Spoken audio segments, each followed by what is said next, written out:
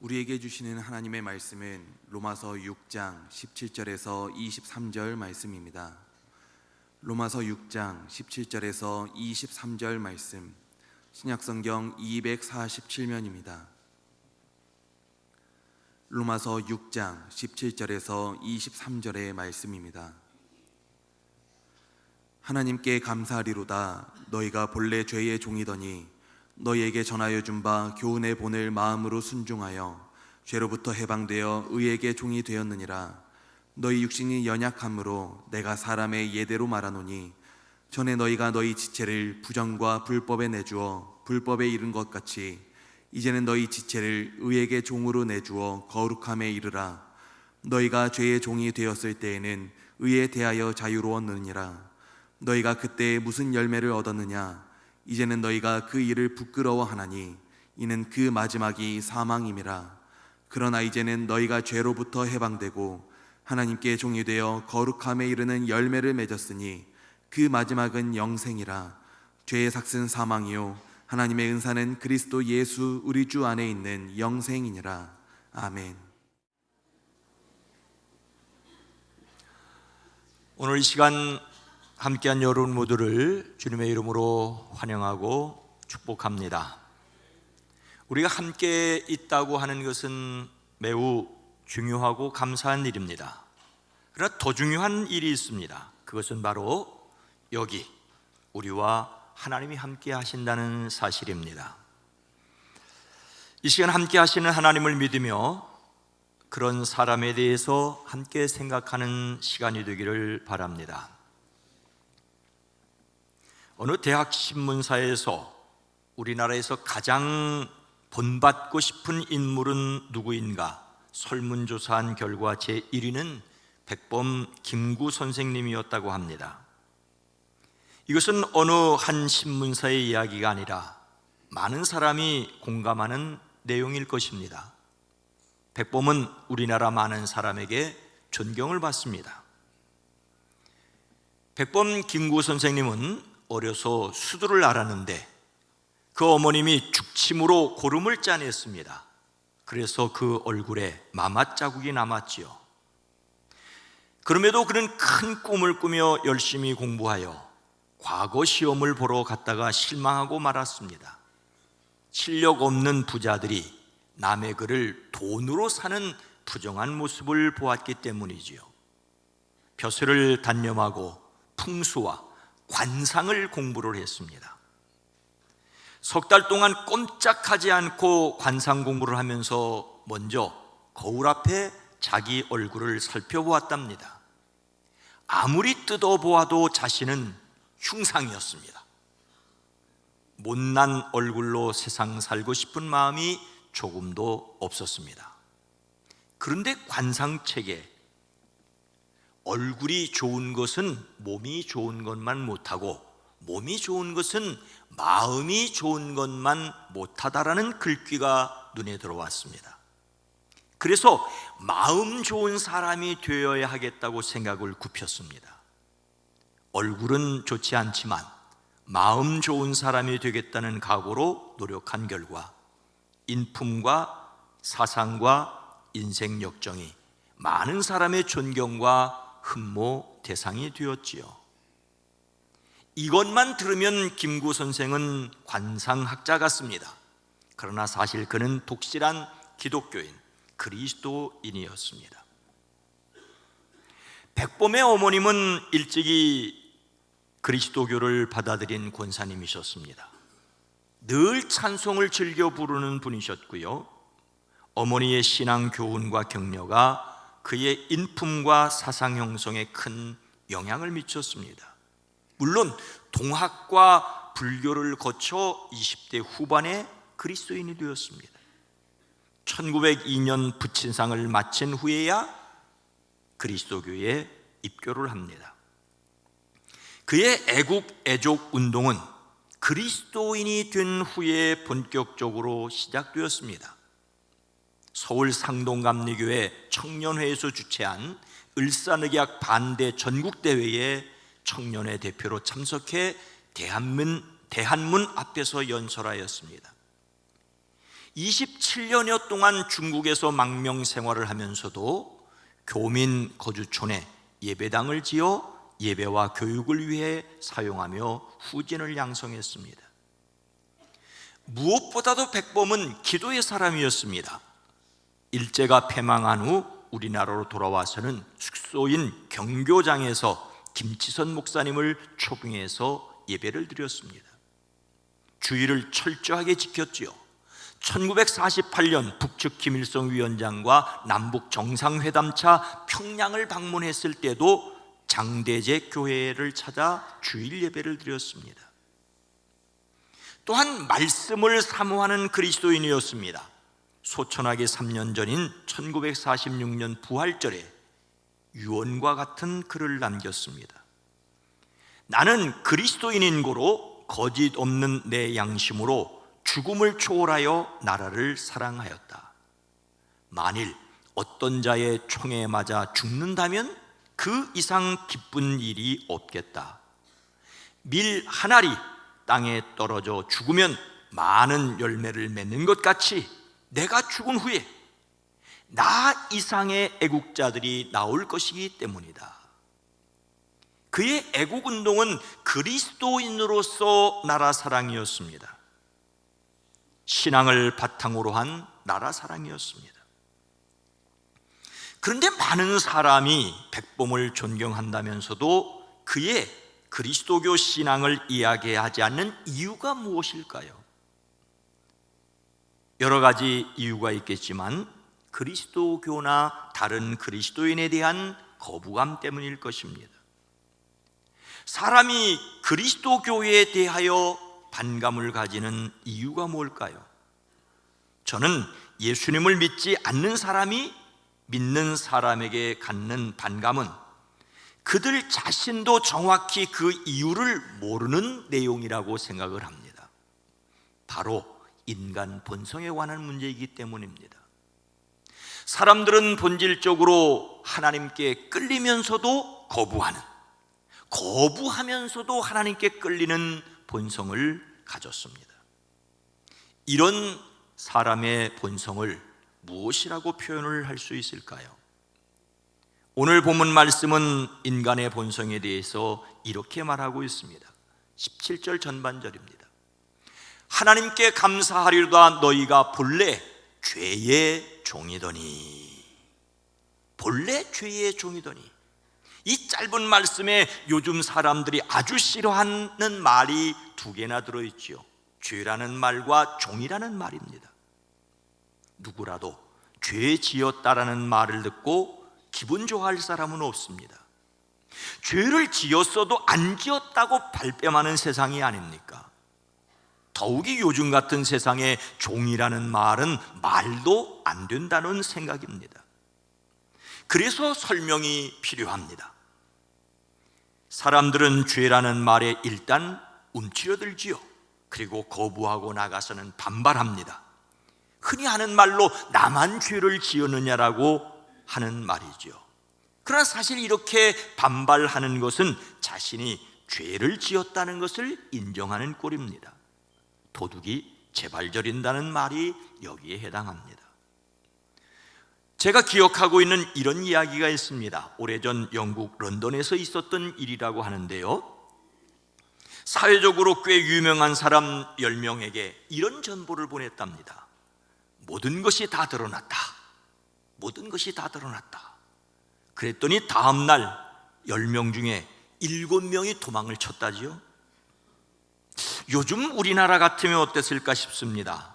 아마 한 사람도 도망치지 않고 나만 그랬냐라고 발뺌을 할지 모르겠습니다. 아니면 힘 좀 쓸 수 있는 사람에게 전화하기 바쁠지 모르겠습니다. 그렇더라도 스스로 생명을 포기하는 사람은 없었으면 좋겠습니다. 뻔뻔하지 못해서 가냘픈 자신을 내던지는 일은 하지 말아야 합니다. 그런데 여러분, 성경에서 말하는 죄란 일반적으로 사용하는 뜻이 아닙니다. 성경에서 죄라는 말은 여러 가지 뜻이 있긴 하지만 오늘은 관계가 깨어졌다, 사이가 틀어졌다는 뜻으로 좁혀서 생각하겠습니다. 죄란 사이가 틀어진 것입니다. 심각한 죄는 심각한 관계가 틀어진 것입니다. 본질적인 죄는 본질적인 관계가 뒤틀린 것입니다. 하나님께서 사람을 지으실 때 하나님의 형상을 따라 지으셨습니다. 하나님을 닮은 사람으로 만드셨지요. 그런데 하나님과 사람 사이가 어그러졌습니다. 틈이 생겼습니다. 하나님께서 처음 사람에게 선악을 알게 하는 나무 열매는 먹지 말라, 내가 먹는 날에는 반드시 죽으리라고 말씀하셨지요. 근데 처음 사람은 이 말씀을 가볍게 여겼습니다. 사탄이 너희가 결코 죽지 아니하리라고 한 말에 솔깃하였습니다. 그리고는 선악을 알게 하는 나무 열매를 따먹었습니다. 이것은 선악과를 훔쳐먹었다는 절도죄가 아닙니다. 눈이 밝아져 하나님과 같이 되려는 교만이었습니다. 하나님과 사람 사이가 근본적으로 깨어진 것이지요. 이것을 하나님과 사람 사이가 난 것을 원죄라고 말합니다. 사람을 죄인이라고 성경에서, 교회에서 말할 때 바로 이런 뜻입니다. 성경에서 사람을 죄인이라고 말하는 것은 선악과 하나를 훔쳐 먹었다는 것도 아니고 거짓말을 했다는 정도도 아닙니다. 심지어 다른 사람을 죽이는 엄청난 잘못을 셀 수 없이 저질렀다는 것도 아닙니다. 성경이 말하는 죄는 사이가 깨진다는 말입니다. 하나님과 사람 사이가 깨어진 것이 근본적인 죄입니다. 하나님을 알지 못하고 예배하지 못하게 되었습니다.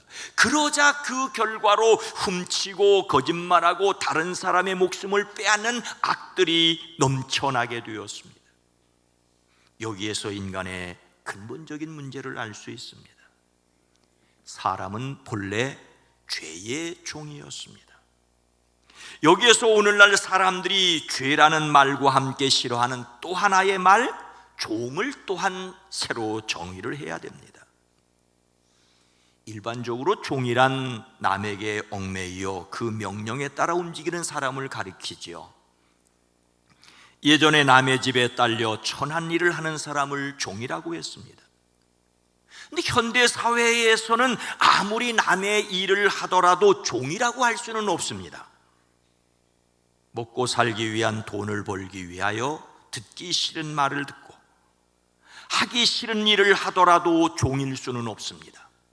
일하는 사람과 시키는 사람은 동등한 인격을 가졌기 때문이지요. 그리스도인들은 어떤 사람이라도 함부로 대하거나 그야말로 종부리듯 하지는 말아야 합니다. 모든 사람의 인격을 존중해야 합니다. 그런데 오늘 말씀에서처럼 교회에 와서 죄인이라고 더더욱 죄의 종이라고 하니 앞뒤가 맞지 않은 것처럼 보일 수 있습니다. 그래서 종이라는 말도 성경이 정의하는 대로 이해를 할 필요가 있습니다. 오늘 말씀에서 종이라는 말은 좋은 말도 아니고 그렇다고 나쁜 말도 결코 아닙니다. 자신을 내어 주어 누구에게 순종하는 것을 가리킵니다. 무엇에게 지배받느냐, 무엇에게 순종하느냐를 가리킬 뿐입니다. 나쁜 말을 들으면 나쁜 것의 종이고 좋은 말을 들으면 좋은 것의 종입니다. 사람들은 자기가 하고 싶어서 한다고 말하지만 그것은 자기의 종입니다. 가장 무서운 것이 바로 자기 자신의 종입니다.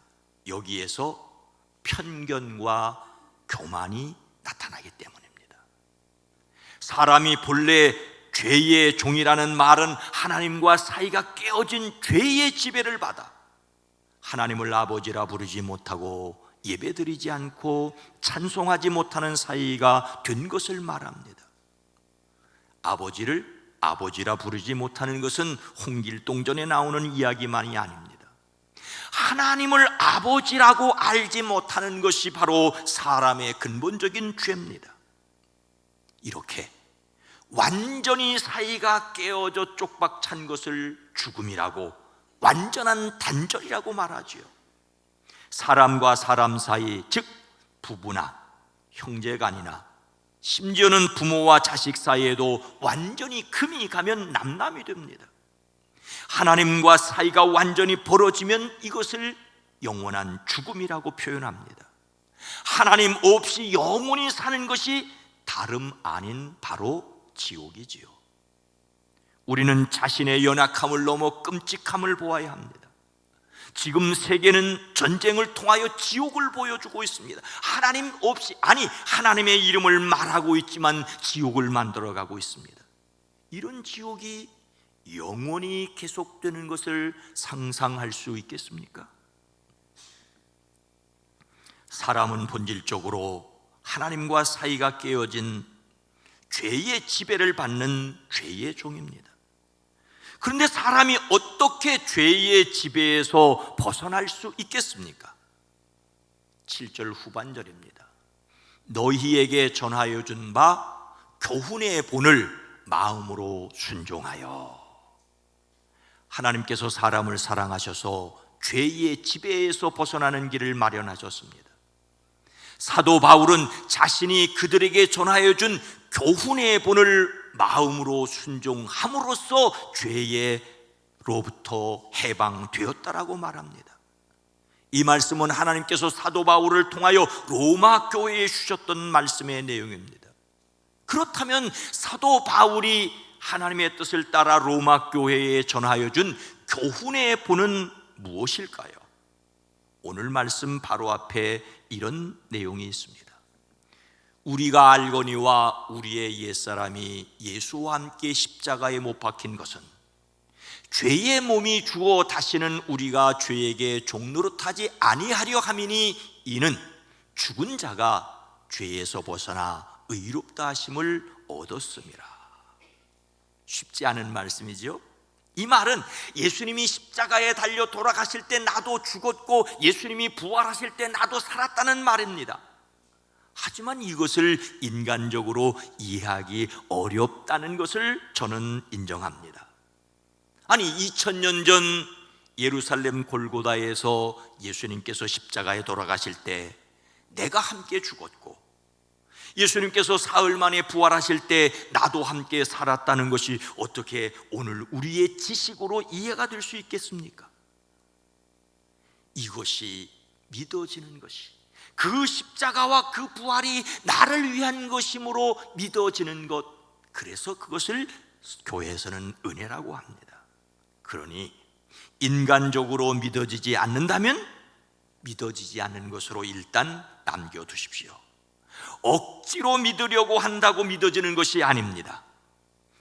하나님이 믿어지게 하는 순간이 있습니다. 예수님과 함께 죽고 예수님과 함께 살았다는 것을 믿어지는 순간이 있습니다. 제게 있었습니다. 여기 많은 사람들에게 그래서 믿는 것입니다. 다만 이런 것이 믿어지지 않는다면 믿음을 소망하셔야 합니다. 사람이 의의 종이 되는 길이 있습니다. 18절 말씀입니다.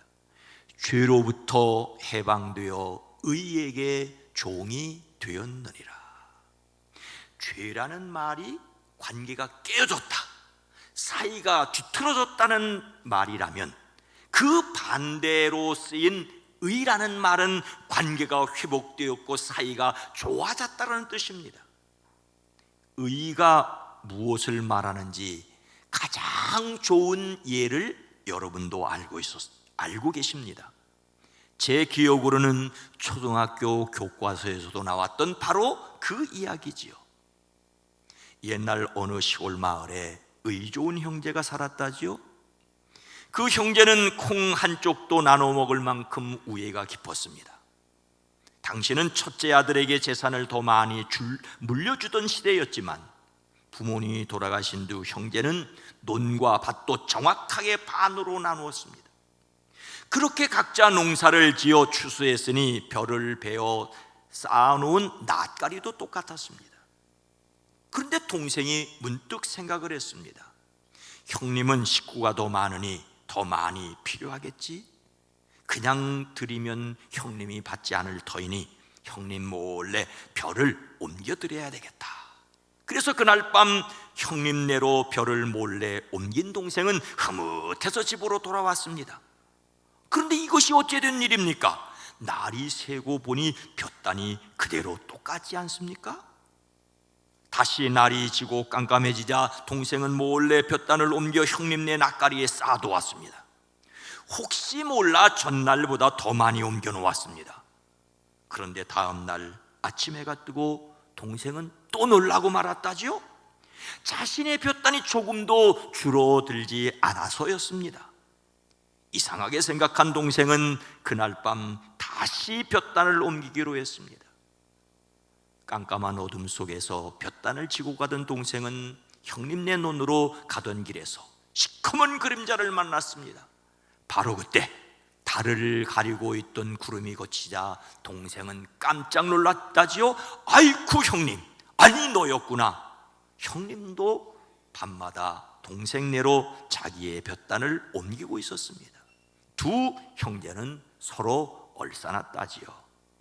이것이 충남 예산군 대흥면에 전해지는 의좋은 형제 이야기입니다. 고려 말에 살았던 이성만과 이순 형제의 실제 이야기라고 합니다. 의좋은 형제에서 의는 서로의 관계를 말합니다.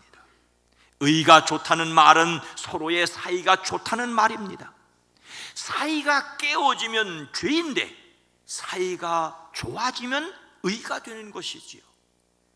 하나님과 사람 사이에 깨어져 죄인이 되었었는데 관계가 회복되어 의인이 되었습니다. 죄의 종이 죄의 지배를 받았던 것처럼 의의 종은 의의 지배를 받습니다. 사람이 의의 종이 되었습니다. 죄로 완전히 사이가 갈라진 것을 죽음이라고 하였고 그것이 영원히 계속되는 것을 지옥이라고 한다면 의의 완전한 사이가 회복된 것을 생명이라고 할 수 있고 그것이 계속되는 것을 천국이라고 할 수 있습니다. 하나님께서 예수님의 십자가의 피로 값을 치르고 사람과 사이를 회복하는 생명을 선물로 주셨습니다. 예수님을 믿음으로 의롭게 된다는 말은 예수님께서 십자가로 죄의 값을 치르신 것을 믿고 다시 살아나심으로 의롭게 하신 것을 믿음으로 하나님을 아버지라고 부르는 사이를 회복한 것입니다. 이것을 위하여 사람이 할 수 있는 일은 아무것도 없습니다. 하나님이 친히 이루시고 하나님이 선물로 주셨습니다. 사람은 다만 이것을 믿을 뿐이지요. 예수님을 믿음으로 얻은 생명을 확신하시기를 주의 이름으로 축원합니다. 그래서 우리가 결심해야 할 것이 있습니다. 17절 말씀을 다시 한번 읽습니다. 시작. 하나님께 감사하리로다. 너희가 본래 죄의 종이더니 너희에게 전하여 준 바 교훈의 본을 마음으로 순종하여.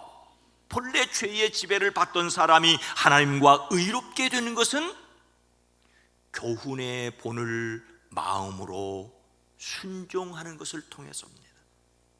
이 말은 사도들을 통하여 가르쳐준 십자가와 부활을 마음으로 순종하는 것입니다. 성경은 영접하는 자 곧 그 이름을 믿는 자들에게 하나님의 자녀가 되는 권세를 주셨다라고 말씀하십니다. 예수 이름을 믿을 때 하나님을 아버지라 부르게 된 것이지요. 사람이 하나님을 아버지라고 부르는 것은 전적인 은혜입니다. 그러나 그것을 마음으로 순종하는 것은 사람이 해야 할 일입니다. 아무리 소금이 부뚜막에 가마로 놓여 있을지라도 솥에 집어넣지 않으면 짤 수가 없습니다. 성경은 사람이 마음으로 믿어 의에 이르고 입으로 시인하여 구원에 이르느니라고 하였습니다. 예수님을 믿기 원하시는 분은 이렇게 말하여야 합니다. 예수님께서 십자가에서 돌아가실 때 나도 죽었고 예수님께서 부활하실 때 나도 살았음을 믿기를 원합니다. 믿음 없는 저를 도와주셔서 믿게 하옵소서. 예수님의 이름으로 기도합니다. 아멘. 우리 한번 이미 하셨던 기도 내용이지만 우리 함께 저를 따라 해보시기 바랍니다. 예수님께서 십자가에서 돌아가실 때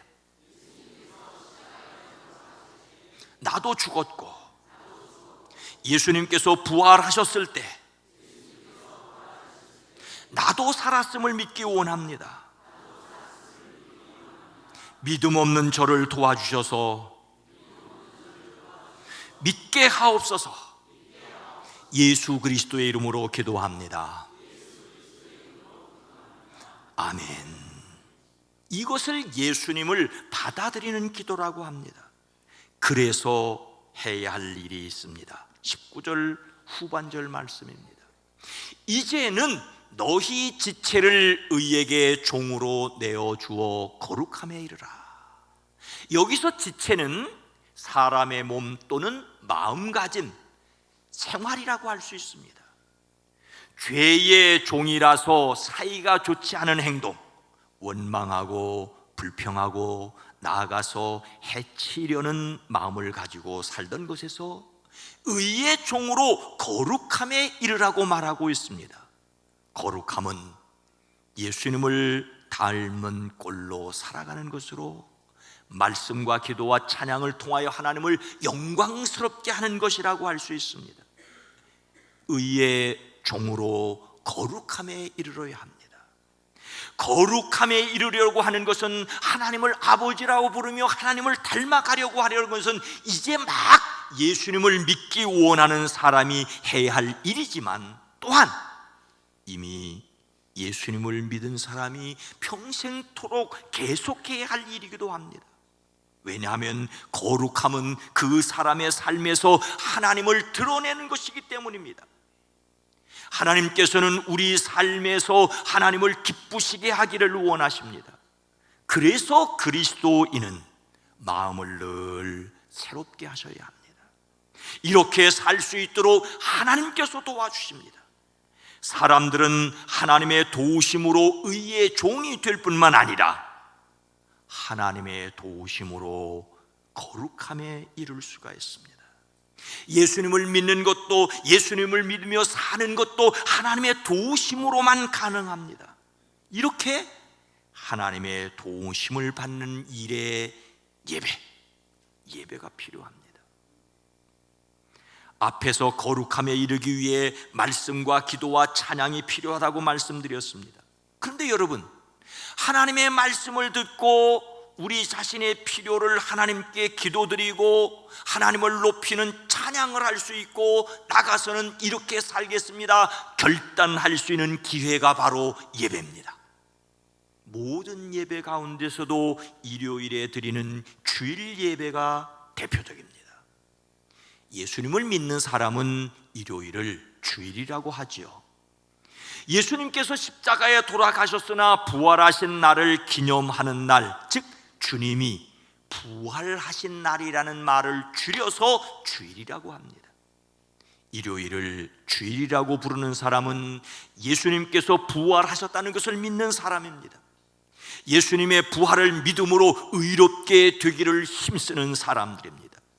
이렇게 주일날에 예수님을 믿는 사람들이 함께 모여 예배를 드림으로써 찬송을 드리고 기도를 드리고 설교 말씀을 듣고 헌신을 결심함으로 자신이 예수님의 십자가를 믿고 부활을 믿을 뿐만 아니라 가정과 직장과 일터로 나가서 승리할 능력을 얻습니다.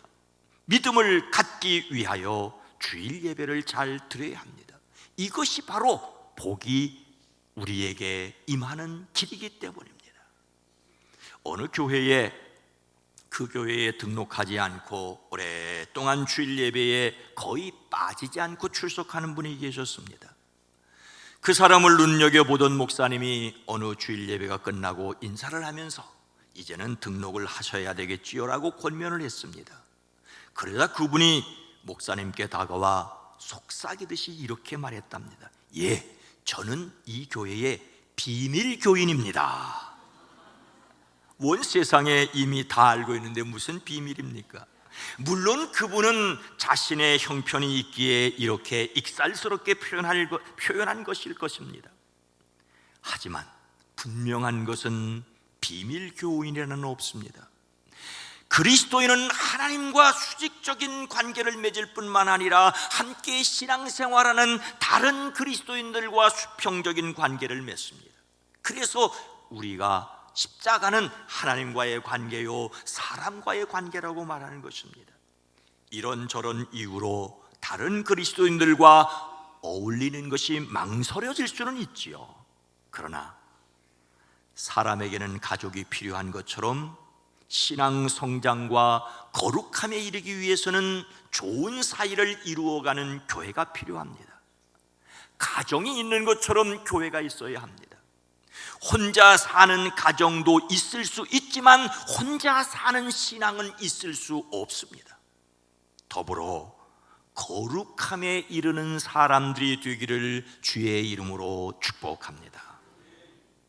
사랑하는 성도 여러분, 오늘 말씀은 하나님께 감사하리로다라는 말로 시작하였습니다. 정말로 감사해야 할 것은 죄의 종이 의의 종이 된 것입니다. 하나님을 알지 못하던 사람이 하나님을 알고 예배하는 사람이 되었습니다. 이것은 마치 죽었던 사람이 다시 살아난 것이라고 할 수가 있습니다. 이보다 더 감사한 일이 무엇이겠습니까? 2023년 한 해를 살아오면서 행여 연약했고 부족했고 아직 남은 기도가 많이 있다 할지라도 이미 내 안에 예수 그리스도를 믿음으로 생명을 얻었고 영원한 천국을 소망하는 믿음이 있기 때문에 하나님을 감사하고 찬양하는 사람들이 되기를 주의 이름으로 축복합니다. 백범 김구 선생님은 그리스도인으로서 나라를 사랑하였습니다. 많은 사람이 백범을 이야기하면서도 그의 신앙을 이야기하지 않는 이유 가운데 하나는 하나님을 믿지 않는 사람이 가지는 하나님께 대한 반항 때문이라고 저는 생각합니다. 또는 자신이 부정적으로 생각하는 다른 그리스도인에 대한 거부감 때문일 수도 있습니다. 어떤 면에서 백범의 그리스도교 신앙이 완벽한 것은 아닐 것처럼 우리 자신도 저도 마찬가지이긴 합니다. 그래서 우리는 계속해서 예수님을 닮아가야 합니다. 계속해서 거룩함을 추구해야 됩니다.